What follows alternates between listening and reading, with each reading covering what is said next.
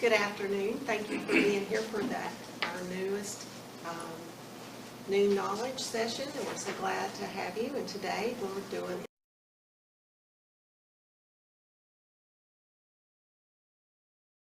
Mr. Ramesh. All right, thank you. Come up. So ask away if you have any questions you would like to ask. Please go ahead and ask, and then we will see what you're going to tell us. Won't be much. Thank you, everybody, for being here. I am Ramesh. I'm just happy that I'm here on time and at the right place. And this is Catie. Catie we work together in Abingdon, and we handle employment matters for our clients.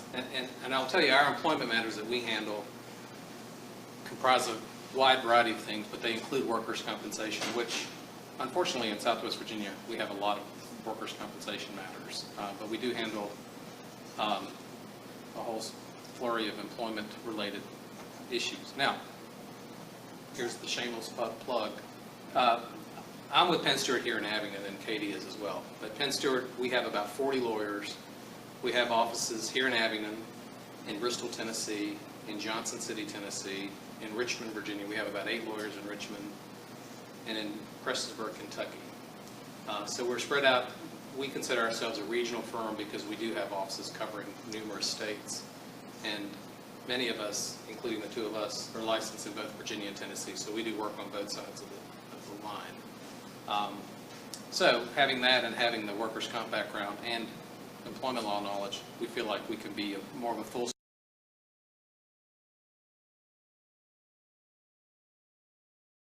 dedicated employment lawyer or a dedicated workers' comp lawyer or dedicated Virginia lawyer or a Tennessee lawyer. We're kind of a one-stop shop, we like to say. Now, I know this is being streamed, but just in way of to find out, how many of you here are in HR or have HR responsibilities? And Tim probably knows more than anyone in here.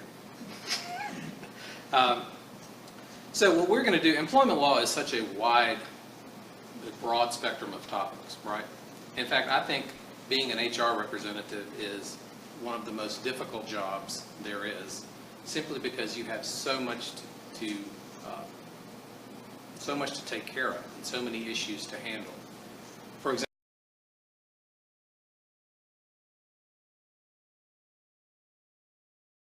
regulations, and you have to kind of be abreast of all of those things in order to adequately do your job in HR. Plus, you have to hear a lot of whining and other things.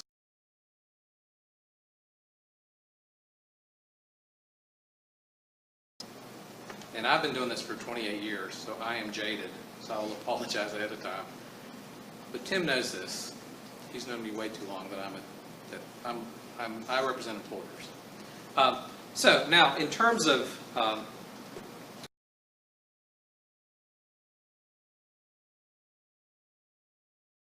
Catie's, but in terms of employment law, you know, under federal law, what are the types of things we look at? And you guys know this, but Family Medical Leave Act, Americans with Disabilities Act, Fair Labor Standards Act, ADEA, Title VII, and then on the state side you look at wrongful termination, you look at workers' comp, you look at OSHA, and there are a lot of things I'm leaving out, but that's a small summary of some of the things that we have to deal with.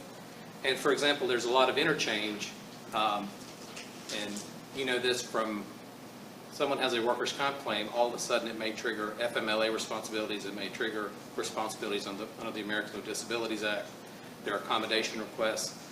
So all of those things come into place. So you have to have a working knowledge of all of those types of situations to try to determine how to handle them. Just from doing this for a long time, I will tell you, I think in human resources, and Catie can correct me if she thinks I'm wrong, or any of you, but one rule is common sense is always the key, which I know sometimes people get bogged down in the strict interpretation of the law, and they don't let common sense prevail, and that ends up, honestly, in a very bad situation. And by way of example, I had a case years ago where someone was out on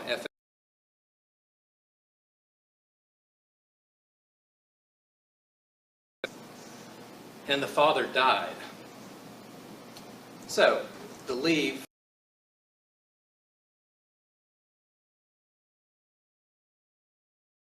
you're caring for passed. Well, they waited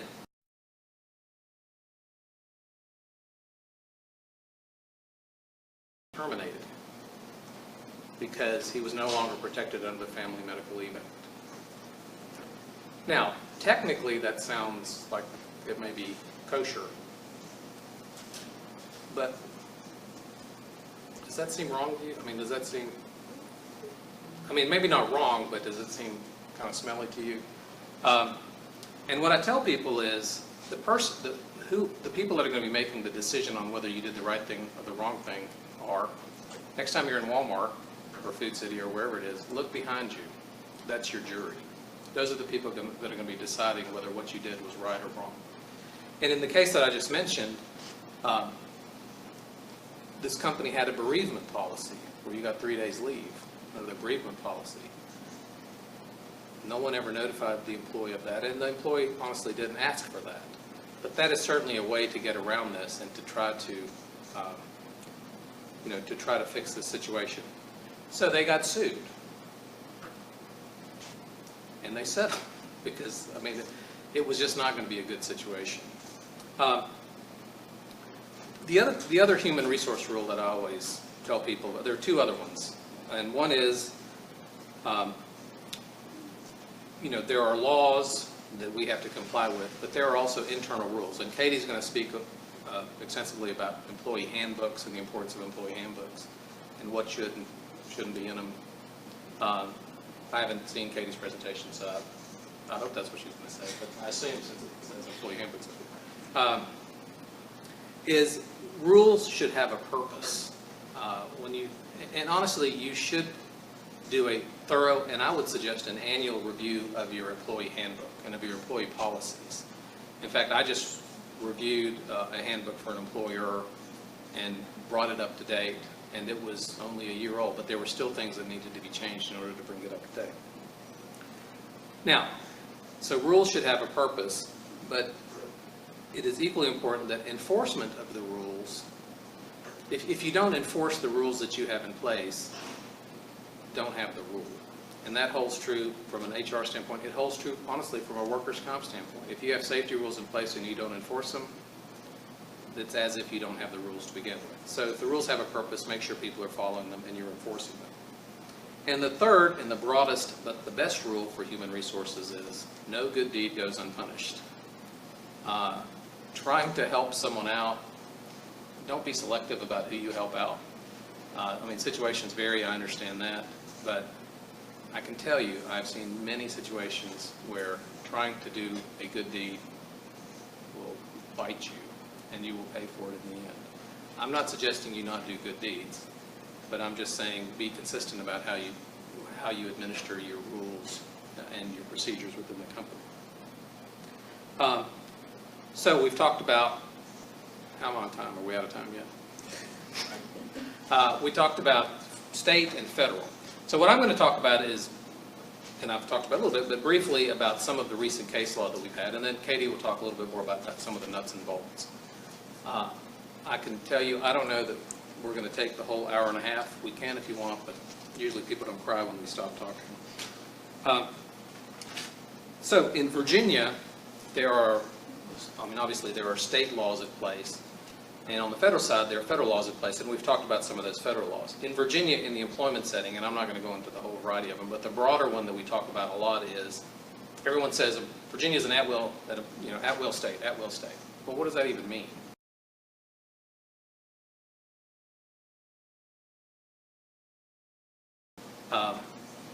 Is that you can fire anyone for any time, at any time for any reason, as long as it's not discriminatory in nature.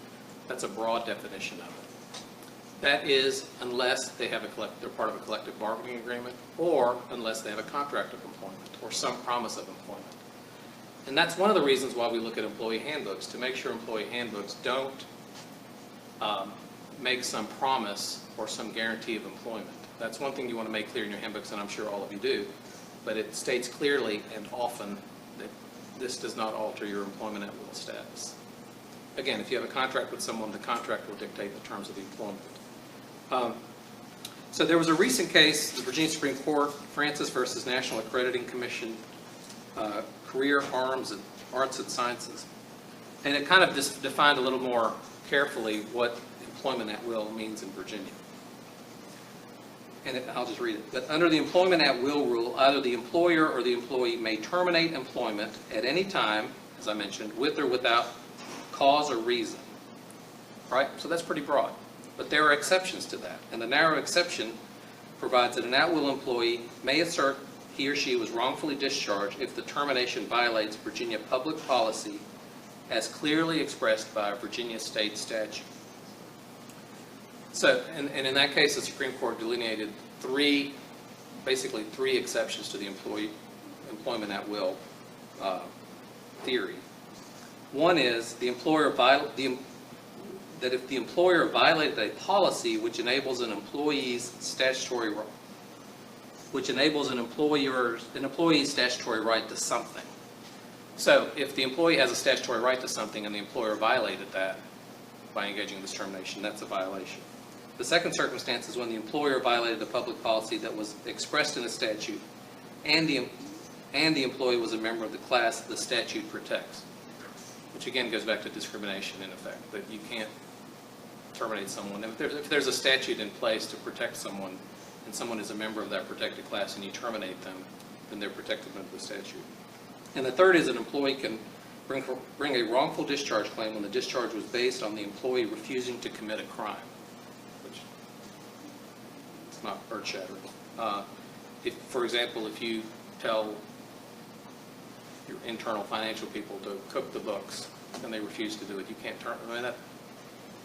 Again, common sense dictates. You can't ask them to commit a crime. And in this case, actually, an employee obtained a preliminary protective order against a coworker. And the Supreme Court said, while recognizing that the protective order statutes clearly state a public policy to protect the health and safety of the employee or any family or household member of the employee, the Supreme Court found that that in order to prevail, the employee would have to show that the termination of the employment itself violated the policy. And the termination here did not violate that policy. The employee had a right to do what they did, but this termination was not a violation of that policy. It's a little more technical, but those are things to keep in mind in terms of wrongful discharge claims in Virginia. I will tell you, in my experience, we see very few wrongful discharge claims in Virginia.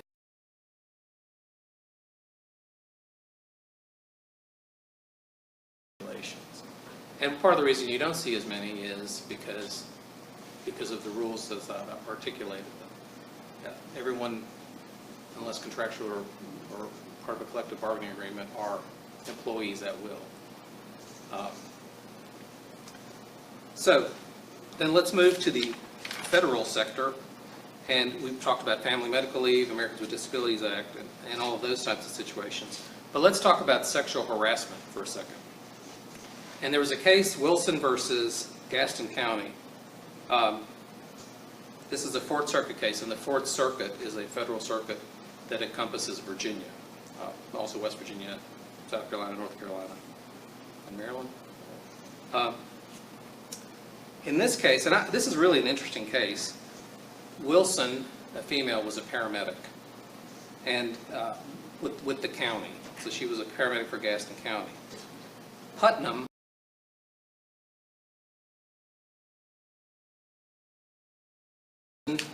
and the case outlines that Putnam began harassing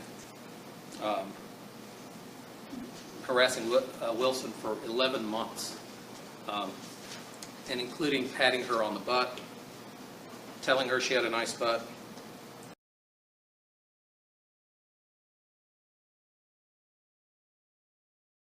asking for naked pictures in return, expressing his desire to kiss and have illicit forms of sex with her, and making other unwanted physical contact. Was he a congressman from New York? Even though Wilson continued to say, please stop, that continued. The most serious of the events occurred in December of 2011, and this also shows you how long it takes for things to get through the court system. Wilson was sitting in the passenger seat of an emergency vehicle. Putnam reached through the open vehicle and began to tickle, which is awkward, well, it's all awkward, but tickle and grope her. When she resisted, he pulled her from her seat, pinned her against the side of the vehicle, proceeded to grope her breasts, pelvic area, and genitals until a coworker approached. In January of 2012, he walked up behind her and slapped her on the bottom so hard that her sunglasses and clipboard went flying. She contends, and I think there was evidence of this, that both encounters actually left bruising. In March of 2012, a coworker confronted Putnam about his inappropriate behavior.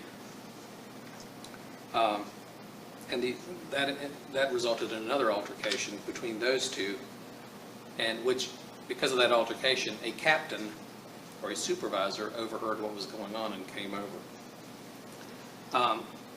He directed Wilson to file a formal harassment claim or a complaint with Human Resources. So they had a system in place with Human Resources to report the harassing behavior or the harassment, and then it would be investigated. They investigated it, and they ended up reprimanding, which does shock me a little bit, but reprimanding Putnam. He was given 2 shifts without pay. He was moved to a different shift. He was directed to undergo counseling, and he was given a written warning, which seems a little light to me, but that's... So the employee, Wilson, filed a charge and eventually filed suit alleging sexual harassment. Now, in this case, the employer actually won. Does anyone know why the employer would have won in this case, based upon the facts that I presented? The answer is because Wilson never reported it to a supervisor.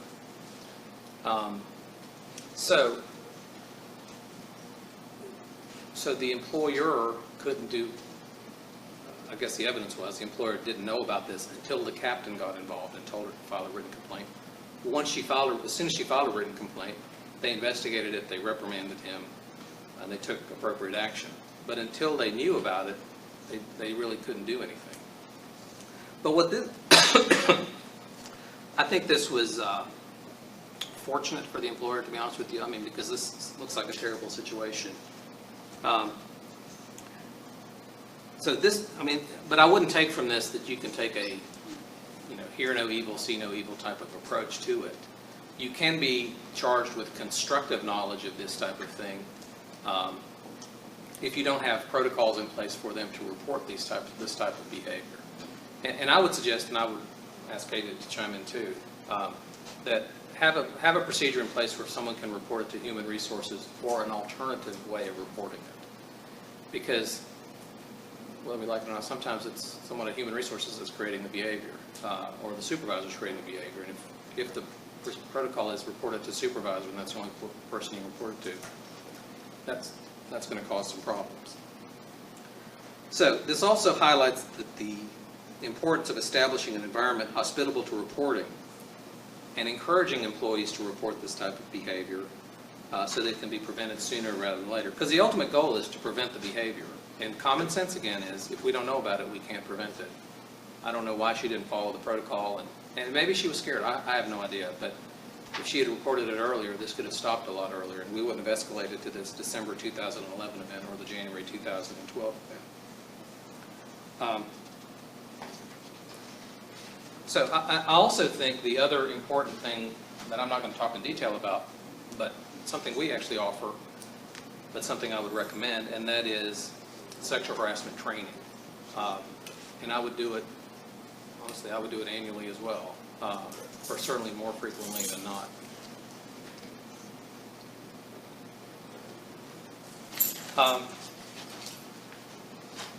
And that will also help you escape some liability if something like this happens in the future. And what I generally recommend is if you have sexual harassment training, sometimes you get in a situation where folks say, I never was trained. If you have the training, in a sense, seems kind of hokey, but I would suggest handing out certificates or something that outlines, that says you have completed sexual harassment training. And, I mean, people proudly display it, but that's also called an exhibit when it goes to trial. So, you know, there's been a lot of talk of sexual harassment and a lot of talk of the Me Too movement and all of that. And obviously the goal is to, as it pertains to what we're talking about, rid this type of behavior from the workplace. And it is important to have policies in place, it is important to have procedures, and it's important to encourage employees, not discourage them, but encourage them to report this type of behavior. And I'm going to be jumping around a little bit. But the next case I want to talk about, I think is really interesting, but it's the EEOC. So the EEOC actually filed suit in this case against Consol Energy, which until recently was a local employer. But this was not based in Virginia, but this was another Fourth Circuit case. It was decided in June of last year. In this case, this gentleman had worked for 37 years as a coal miner for this particular mine. There is no dispute in the record, even the employer doesn't dispute this, that he was very, very religious, and he was an ordained minister. So, and I just tell you that by way of background. So in this case, the employer, you know, there are also safety issues in the coal mining field, and you want to, they put in a scanner so that it could scan your hand so they could know who is in the mine and who's out of the mine. So you basically go in, get scanned, and then go in. It was a biometric hand scanning device for employees to check in and check out. Because this employee was very religious and an ordained minister, his view of the scripture was that this would leave the mark of the beast on him. And he was unwilling to use the hand scanner. And if you're interested, that's in Revelation, apparently. And he causes all, both small and great, rich and poor, free and bond, to receive a mark in their right hand or in their foreheads. So the sign of the Antichrist.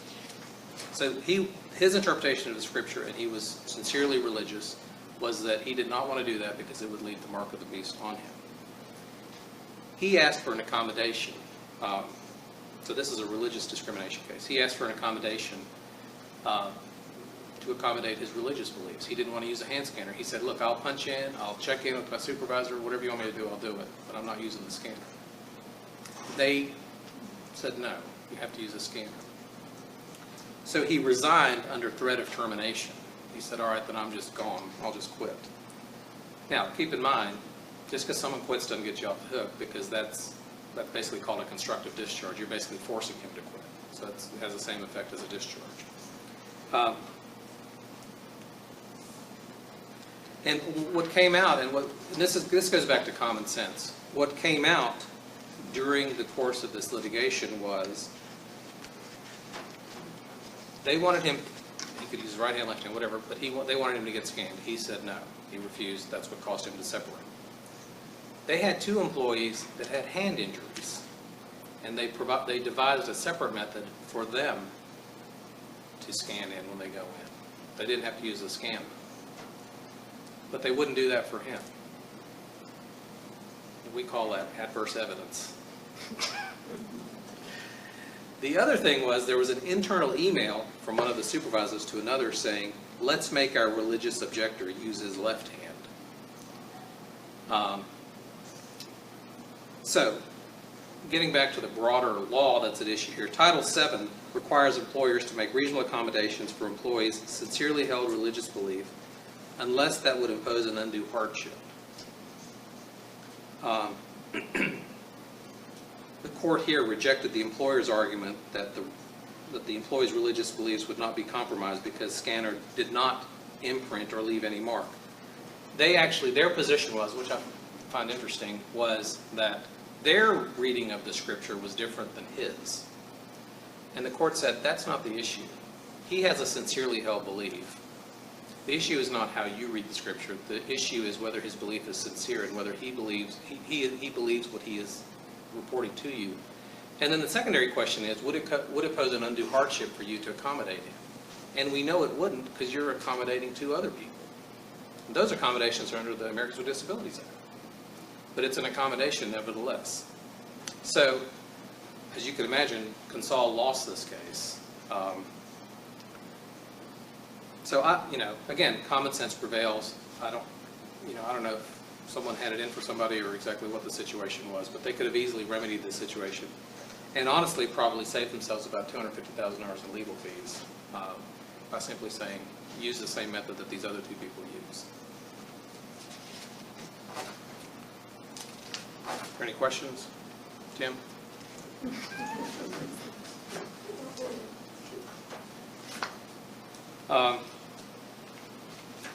This is another one that I find interesting. This is actually a Family Medical Leave Act case, but the plaintiff worked as an activities director for a long-term care facility. He had shoulder surgery, so he went off on leave under the Family Medical Leave Act. His progress was delayed, so his return was delayed. He asked to return to light duty work. And under the Family Medical Leave Act, you don't have a responsibility to provide light duty work. They actually had that you had to return to full duty before they would return you to work, and that's fine.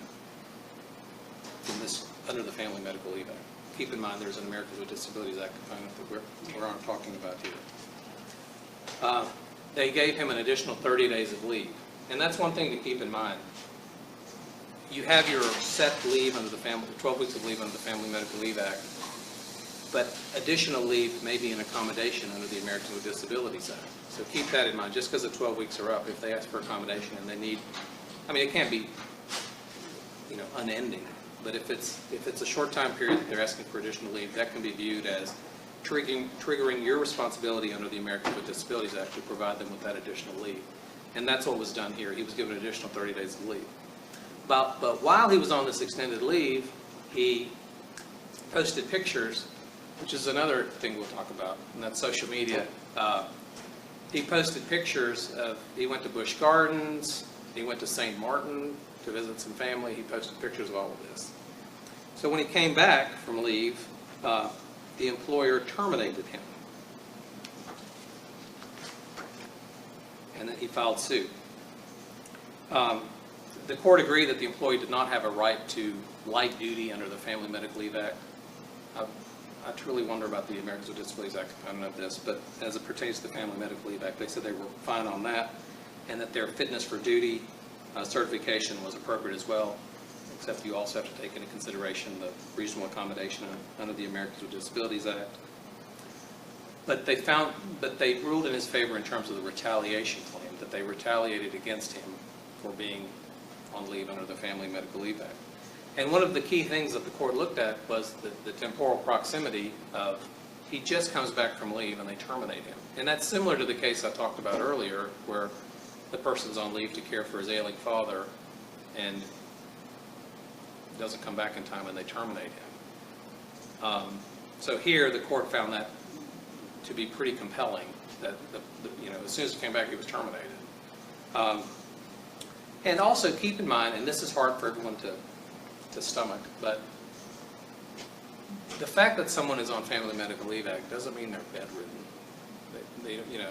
They don't have to be in a hospital bed at their house for the entire duration. They can continue to live their lives. Now, I will say, I can see how people get torqued off if you're not at work and you're at Busch Gardens and you're St. Martin on the beach and living it up. But the truth of the matter is that's none of your business. Unless you, I assume, and I was talking to Tim earlier and I made this comment about how sometimes I have cases that people say, this is fraud. And I always say, okay, well, here's how a case is going to go. Someone is going to present their evidence, and then it's our turn. And what's our evidence?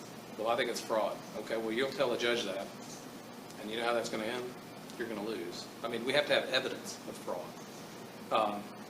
And fraud is a big word to throw around. Everyone throws it around. But it's really hard to prove. But I have seen it. More often than I'd like.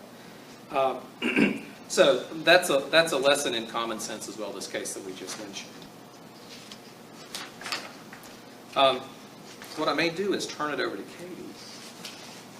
How long did I take? Oh, that was just about right. And then I didn't mention this at the outset, but honestly, if you have questions, just ask them of Katie. Sounds like you got a lot of support. I'm going to lunch.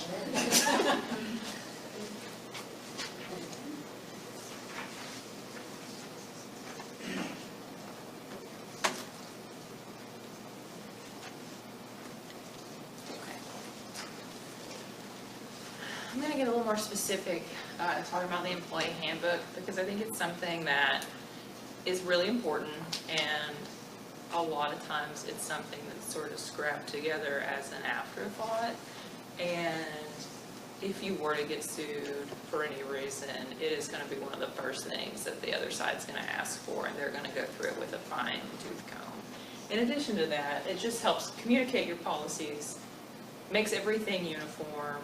It can improve employee morale, because instead of having to go to HR and ask a million questions, they can just open up the handbook, kind of get an idea of what's expected of them and what your policies are. So I'm not going to go through all this too much, but this is what we're hoping to avoid. Clear communication is important, and the employee handbook is a fantastic way to do that. So Ramesh has kind of talked about some of these. At-will employment, Virginia and Tennessee both are at-will employment states. It's important to put that in your handbook, though, saying XYZ company follows the at-will employment doctrine.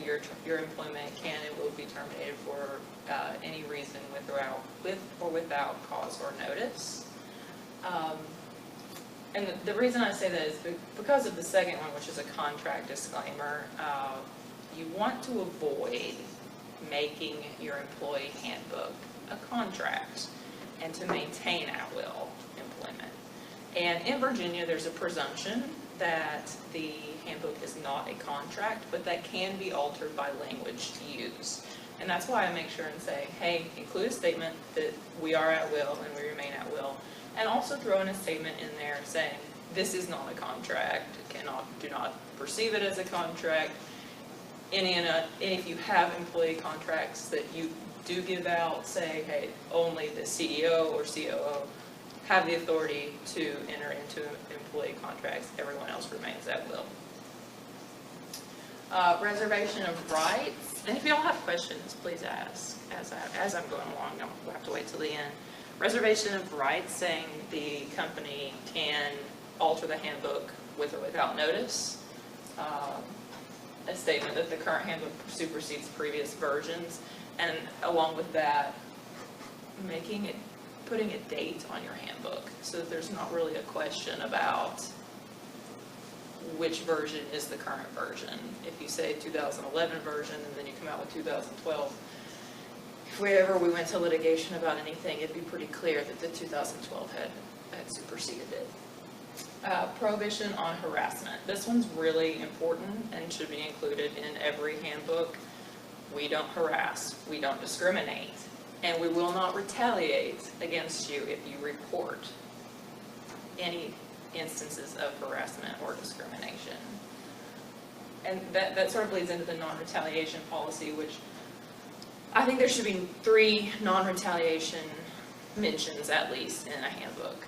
In your prohibition on harassment, your prohibition on discrimination should each say, we do not harass and we will not retaliate, we do not discriminate and we will not retaliate. And then sort of a global non-retaliation policy, which would be its own section. And in that non-retaliation policy, the procedure to report is really important. And Ramesh had mentioned you need to have at least 2 people that your employees can go to. A lot of times I'll see report to your direct supervisor or HR or the president of the company.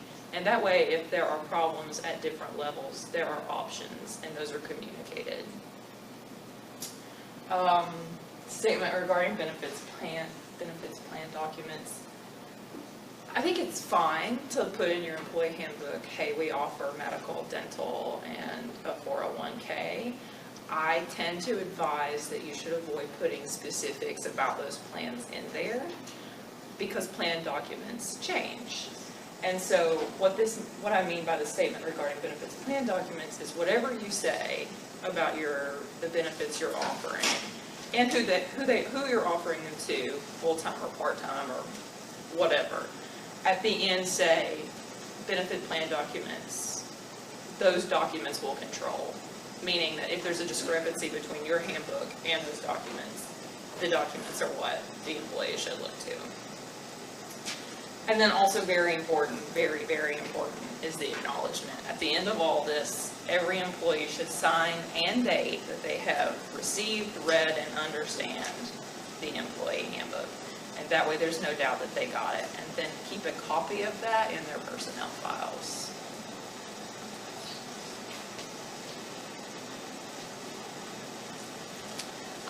Other strongly suggested policies, and by strongly suggested, I mean really strongly suggested. The purpose of the handbook, a lot of times this comes in as a welcoming statement from your president or CEO saying, welcome to the company. We provided this handbook so that you will have a clear idea about what we expect from you, what we want from you. A lot of times right after that statement is when you see the at-will employment, this is not a contract statements, put all that kind of upfront, welcome, you're at will, this is not a contract.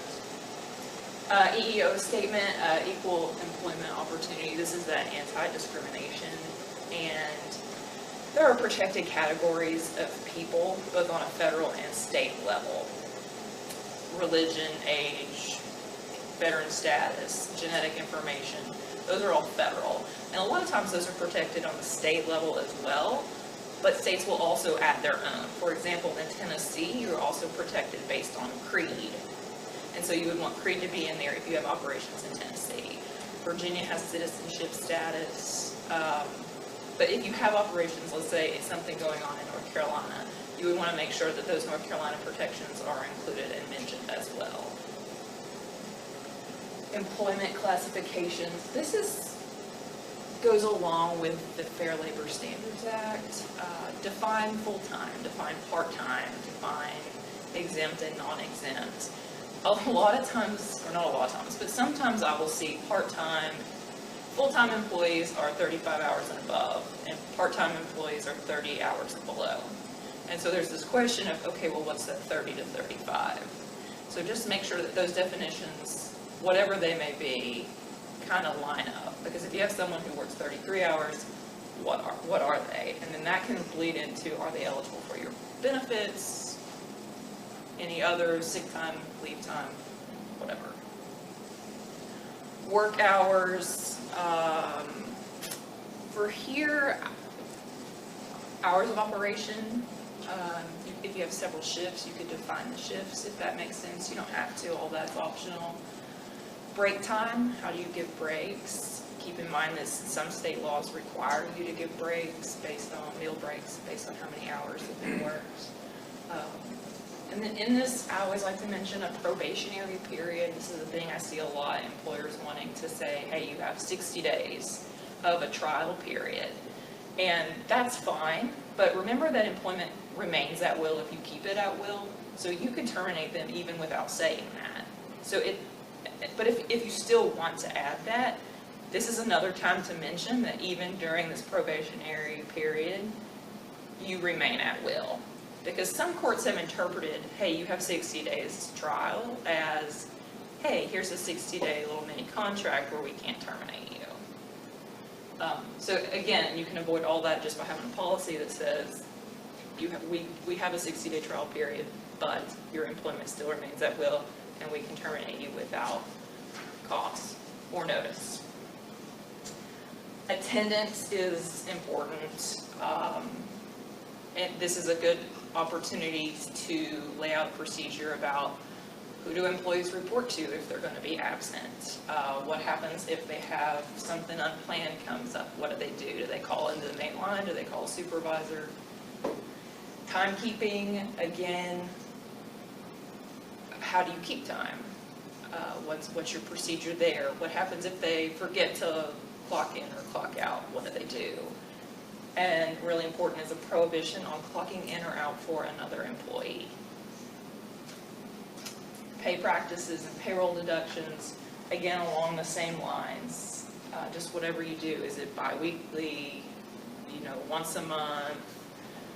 Kind of set forth all of those. And then always in payroll deductions, or also direct deposit, but in payroll deductions, I like to bring this up. Let's say that Bob works for you for 2 years, and he quits, but he owes your company $1,000, and you want to deduct that from his last paycheck. You can't necessarily do that, but if you put in your handbook, hey, we are going to deduct from your last paycheck if you owe money, and then you also have each employee sign a separate agreement that says that there are still exceptions to this, and you would want legal counsel before you just deducted $1,000, but you have a much better chance, because without that agreement and without that policy, you wholesale cannot. And then benefits, we talked about that, whatever they may be. My advice is, again, kind of keep that vague and just mention that it's offered, and if it's offered to part-time, full-time, or both. Katie, I have not a question, but this whole probationary period issue, that's always struck me as odd, because if an employee is at will, what it looks like is once they finish their probationary period, do they have some additional security of their employment? That's why I always wonder why people put probationary periods in there, like they can fire them at any time during that period. Well, you can fire them at any time, Right. So I don't understand the significance of the probationary period. And as a lawyer, when you defend these cases, I mean, that causes some heartburn. I know we're trying to look for additional security, but you don't really need it, in my opinion. Right, and again, you can actually end up giving them additional security and taking it away from you by adding that if you don't specify that it remains at will. More strongly suggested policies. Holidays, vacation, sick time. There's not a whole lot for me to add here other than just lay out what it is that you do. This is one of the areas where if I was reviewing your handbook, I would make the fewest edits, because these are your policies. Different types of leave, though, sometimes we see a lot of problems there. Certain states give employees the right to take leave for different things. Jury duty is a good example. Sometimes bereavement is included in state statutes. FMLA, which I'm going to go into with a separate slide later because it's so important. And you're going to want to make sure that your handbook lays out what these policies are, how much time they're giving them, how they would let someone know that they need to take it, anything and everything about those types of leave. Especially, even in bereavement, it's a good idea to include, a lot of times the statute will define who you are allowed to take bereavement leave for. It's a good idea to include that in your handbook, and just, word for word from the statute. So that way when, their two-time removed cousin, if he passes, you don't necessarily have to give leave for that, but if it's the mother, that's a different story.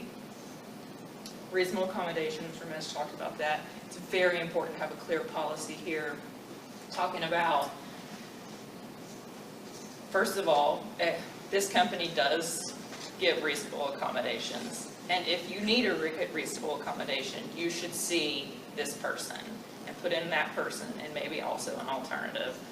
And then put in there that your supervisor will work with you and to keep you updated, and whatever else that makes sense and makes common sense, but it definitely needs to be in there. Personal appearance, obviously a lot of places have dress codes. One point I like to make here, don't make that gender specific. That can cause, that is starting to cause problems in the courts, because you're differentiating and discriminating. Goes along with the whole bathroom issue, if any of y'all are following that. Drug and alcohol testing. In Tennessee and Virginia, you can get sort of a premium off of certain insurance if you put in a drug-free workplace program. These are very specific. These are very statute-driven, meaning that the law delineates exactly what you can and cannot do with these. Other states have them as well. I'm just limiting it to these two for now. And your handbook should reflect whatever those policies may be. If you follow the Tennessee or Virginia drug-free workplace, put that in there. But also just put in yours if yours is different from that. Keeping in mind that drug and alcohol testing should never be conducted in a discriminatory manner. I think that goes without saying. Tobacco use, tobacco-free facility, or you can go to outside to the right. We have an area where you can smoke.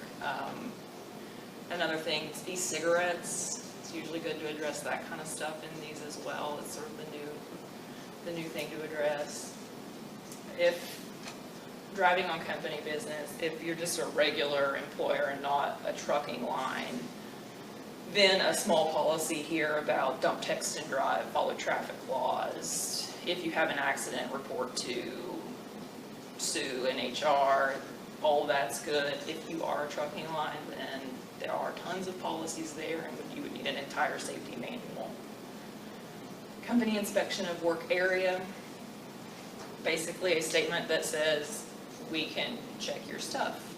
If you come into our offices and we think you might have something in your purse or in your desk or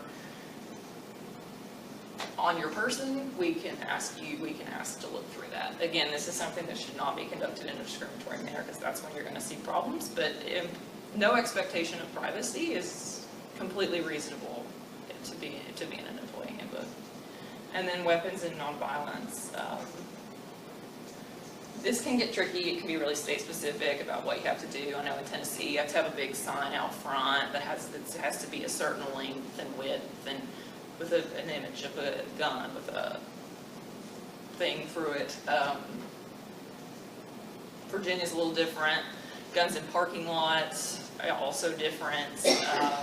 In Tennessee, I know that you cannot prohibit someone with a carry permit to not have their gun in their vehicle locked away, because the legislative intent behind that was, why do I have a carry permit if I can't even bring it onto company property? It defeats the purpose.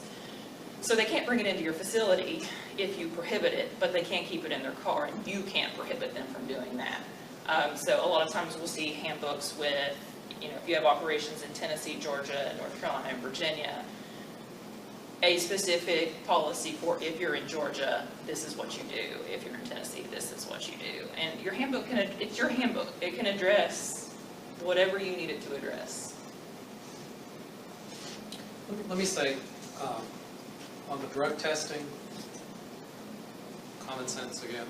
I had an employer once call me and say that they did a random drug test on everyone in their warehouse, and everyone tested positive.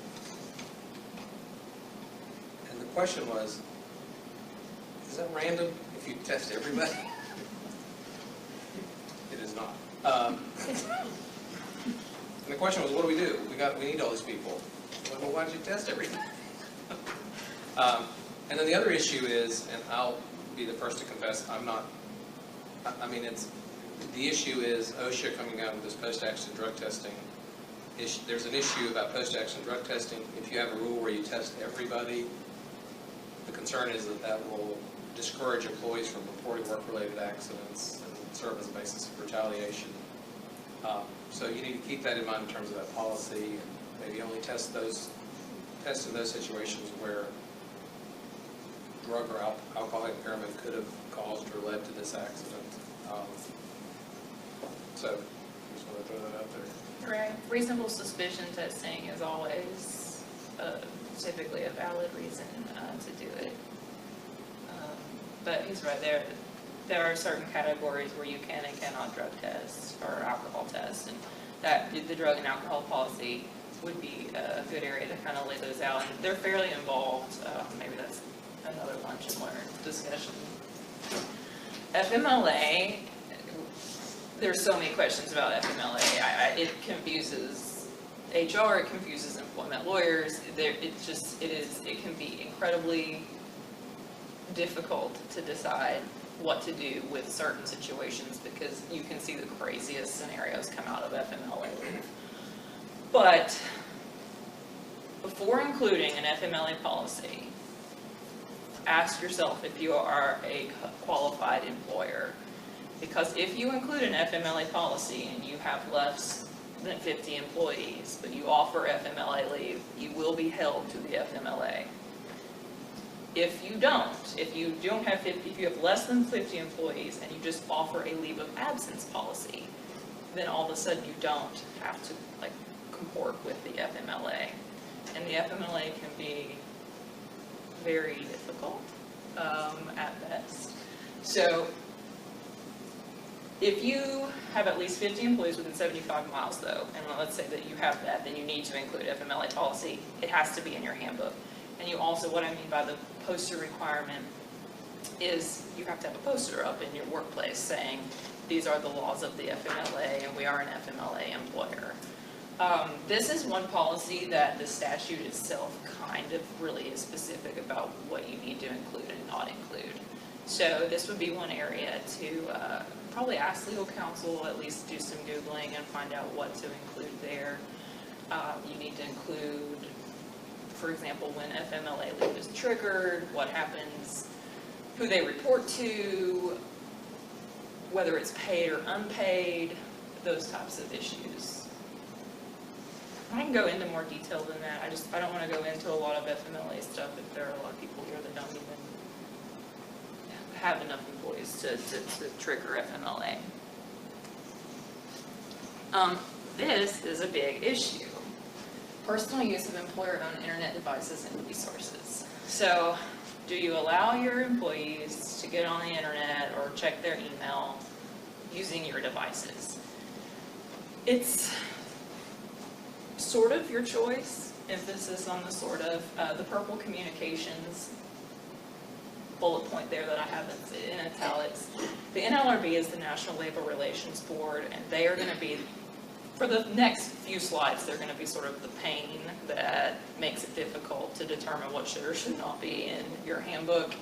But they held that employees have a presumptive right to use employer-provided email systems to engage in protective activity on non-working time. Now, non-working time does not necessarily mean time where they are not in your office. It can be lunch breaks, it can be right after work. So your employees have the right to use your systems to engage in personal work or in personal business if it's during non-working time. Now, you can prohibit it if they're on the clock or just whatever there, but how are you going to? And that's kind of the common sense point. You know, if someone's just gonna make a quick call or send a quick email, more often than not, I advise that the best type of policy is one that says, hey, just be reasonable, don't distract from the company, and if you do, and if you overuse this, then you'll be subject to discipline. The key word there too is protective activity. The NLRB has held that even non-union jobs, you can't prohibit anything that would have a chilling effect on employee relations or employees' ability to report working conditions. This includes things like bans on salary discussions, which I'll talk about a little bit. You can't say in your handbook, you're not allowed to tell your salary. They definitely are. And the NLRB, especially under Obama, defined protective activity in a very broad way. With the new administration, there's kind of been a backing off of prosecuting these kinds of offenses, but that doesn't mean they can't, because a lot of these laws are still in place. Recording has been a big one in recent times.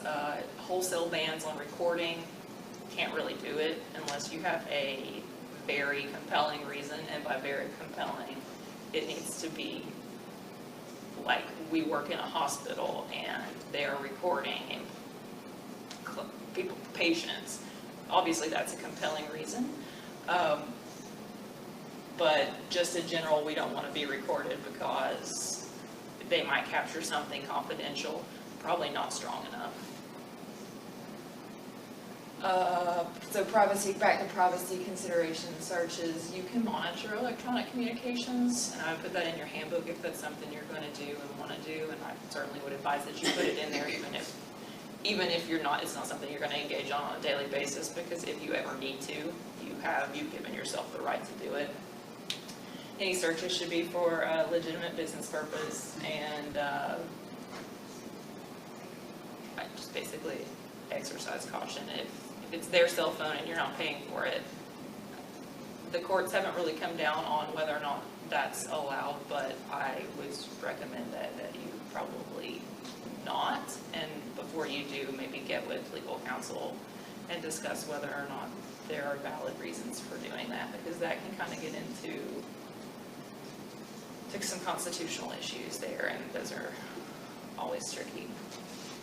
I would also say be mindful, use common sense in terms of the monitoring, because you can actually trip yourself up and get into a discrimination claim if you're, for example, selectively monitoring. If you have it out for someone and you're just monitoring that person or a group of people or whatever it is, then there's got to be a method to your madness in terms, again, common sense, but a method to your madness and why you're monitoring. Right, and if you're monitoring someone because you think they're shady, but they also happen to be an African-American female, and then they're doing something shady and then you terminate them, even though you know you didn't do anything wrong, there's a lawsuit there. Because those are two protected categories, race and gender. And you hate you just have to be conscious of how things look and who you're monitoring, and just be very aware of that. Social media gets employees in trouble all the time. You see on the news where so-and-so got terminated because they got on Facebook and said, my employer is terrible and they do this. So a policy is smart. The NLRB, again, has been coming out with a lot of decisions about what social media policies can and cannot do, and what you as an employer can and cannot do based on what you see on a person's social media. So just define those parameters. Can they get on Facebook at work? Can they get on Twitter at work? And if they can, when? If they violate the policy, they'll be subject to discipline. Typically don't say, if you violate this policy, then you will be subject to a written warning. I always recommend keep discipline policies vague. That way, if it's particularly egregious, you have the right to do more, and if it's not egregious, you have the right to do less. You can protect your proprietary and confidential information and intellectual property.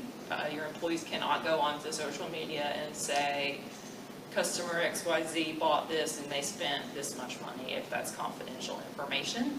Having said that, I'm going to talk a little bit more about what is and is not actually confidential. There's a tendency to want to protect everything, and the NLRB has said, no, hold up, you can't protect everything.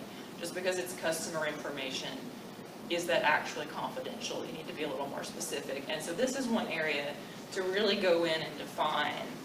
You cannot disclose vendor lists or patient information.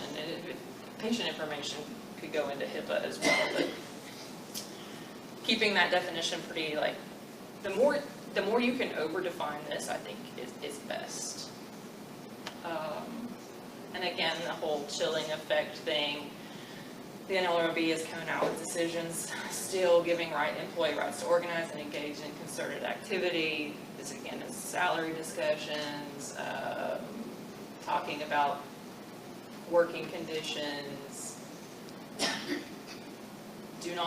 Things like the handbook even don't disclose the handbook. That would probably be said to have a chilling effect because it's not truly confidential.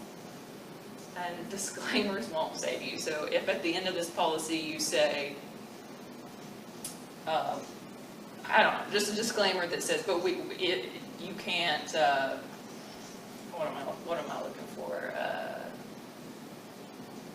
If you say, but we won't, I don't know, I've lost my train of thought, but don't put something like a wholesale catchphrase that says, but all of this is okay, yeah, we won't retaliate against you because you posted something like that, but here's a list of things that you can't do. That one little sentence saying, but you know, we're good and we won't do this, it's not gonna save you. Your policy has to, like, the line by line has to kind of add up.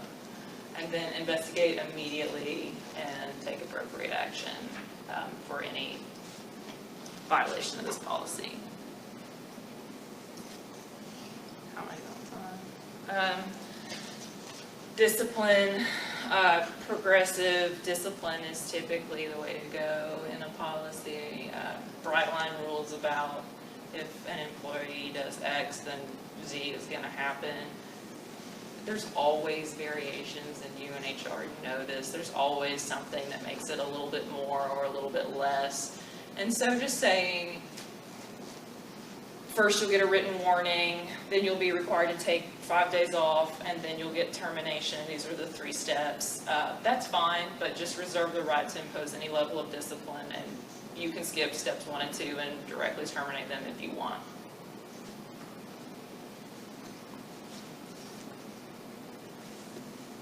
Non-solicitation and non-distribution. This goes back to the NLRB again. Employees want to bring stuff onto your working grounds and distribute it. You can't really wholesale prohibit them from doing that, and there's a big distinction here between working hours and working time. And so when you're writing your policy, keep that in mind. You can prohibit that during working time, meaning the moments they are actually on the clock. Working hours has been found by the NLRB to not be okay because that encompasses break time, smoking breaks, you know, hanging around in after work maybe a little bit. Working areas, you would also want to define, hey, no distribution during working time while in working areas. That is, they have said narrowly tailor it, and that's about as narrow as you can get and still be okay as of today. And you can prevent non-employees from coming on and distributing or soliciting as well. But again, must be enforced in a non-discriminatory manner. So I can't bring all those zucchinis and summer squash. Well, mostly this just means this is aimed. The aim of the NLRB is to, if people want to unionize or get together and talk about working conditions, they should be able to do that, and they should be able to have literature and distribute literature about that if they want.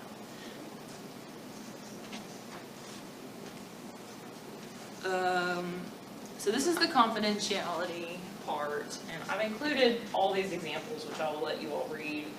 But the first 3, and you may read them and think, hey, there's no real difference between these, but there is, because the first 3 have been struck down by the NLRB and said, no, you can't do this. But the last 3 are fine. And you can see, you can see the difference. Do not discuss customer or employee information outside of work. That's very broad and very vague. And what exactly is information? But if you look here down to the 5th one, misuse or unauthorized disclosure of confidential information not otherwise available to persons or firms outside employer is cause for disciplinary action.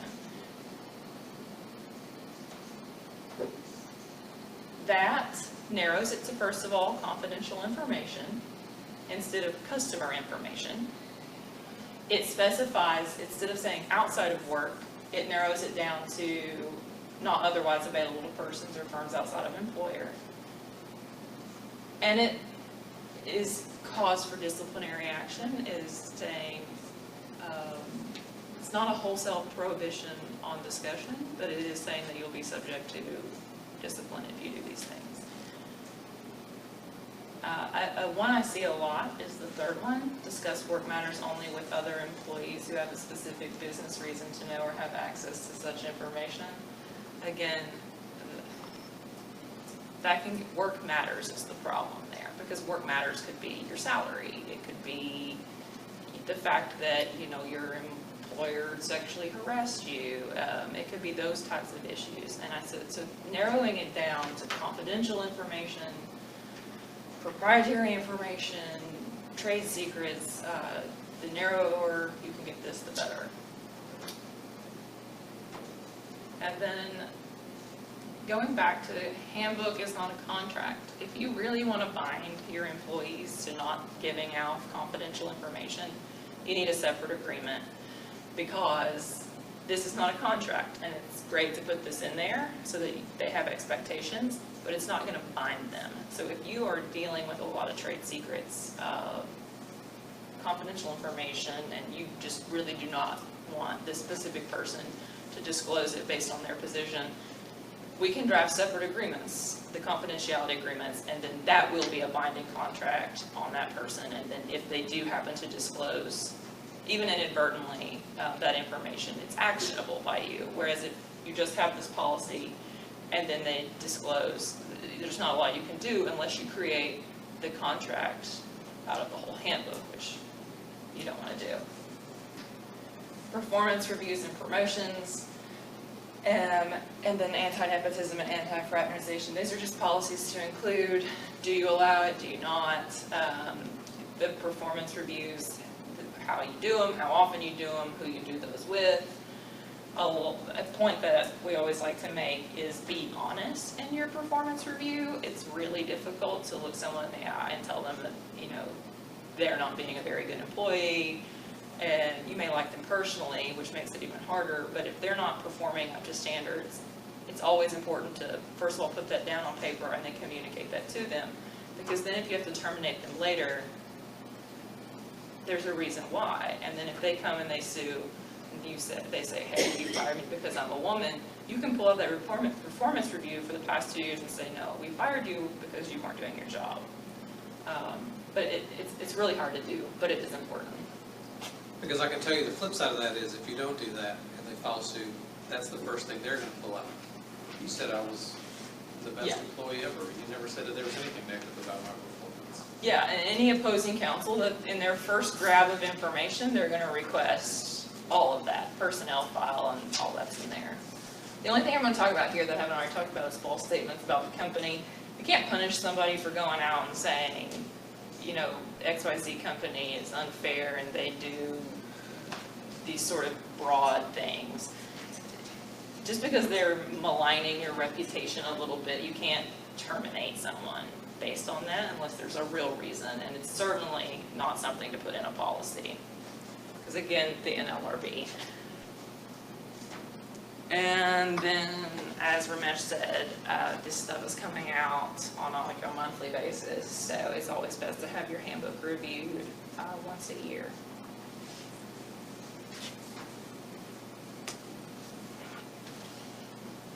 Any questions? I'll tell you, I had one of my former partners used to be the general counsel and CEO, eventually CEO of a large company. We both spoke at a seminar once, and it was very interesting. He said, employees have many ways of communicating with you as the employer. And unfortunately, one way is by suing you. And, you know, as a general counsel, you're always mindful of protecting the employer from suit, but also not spending an exorbitant amount of money in legal costs. And he said if an employee files a suit, don't have a knee-jerk reaction, or files a charge, or whatever it is, don't have the knee-jerk reaction that we'll defend this to its death, because they may actually be communicating a problem to you. Truly and sincerely investigate the problem to make sure there isn't a problem, because if there is, the first thing you want to do is fix it, and then you can fix the lawsuit. But you can always resolve lawsuits, but if there's a problem, fix it. For example, in the Wilson case that I mentioned, they won the lawsuit, but they still have a problem employee on their hands. This guy guy that was given a written warning. You still have to deal with those issues, but that's one way of communicating the problem. So keep that in mind. As much as I like getting paid legal fees, I would suggest that make sure there's not a problem, and if there's a problem, fix it. And then at least you'll know what you're getting into in terms of the lawsuit, and you can try to resolve those issues.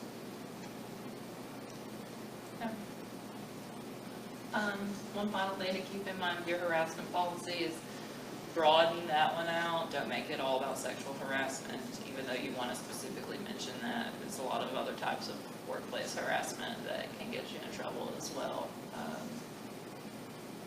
Just a final point. But I know in HR you guys you see it all. Yeah. And I had a company call me once and said that the lady had come to them saying she wanted to leave under the Family Medical Leave Act because her cat was sick. And I said, well, that's not gonna work. Right. 30 minutes later, she called me and she said, now she says she's depressed because her cat is sick. Now we're getting close. But we're here, Katie's office is at Johnson City, I'm here in Abingdon, she's in Abingdon frequently as well. We're here to assist. Anything you need, just give us a call. Our information is on the handout. Is that your cell phone? Yeah, those are our cell phone numbers on this list. Feel free to call them if you need anything. How does Katie say her last name? Karczmarczyk. It's Polish, if you couldn't tell. So we really appreciate everyone's time. Hopefully we haven't bored you to death. Yeah. And we finished early. There's mud. Thank you for coming. Thank you, Susan. We appreciate the opportunity.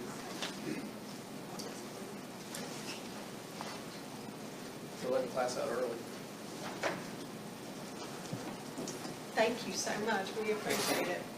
We really appreciate PennStuart. They've always been so accommodating to come and help us for our new knowledge, and we hope you'll come again soon. We might have some more Not too soon, questions for you. Next week, we're going to have savvy social media, so we might be, talking to you again. So always look on the Chamber's website, also with the incubator, to find out about upcoming new knowledge sessions. And on Tuesday, we're going to be doing our pitch night for our 5th annual Washington County Business Challenge.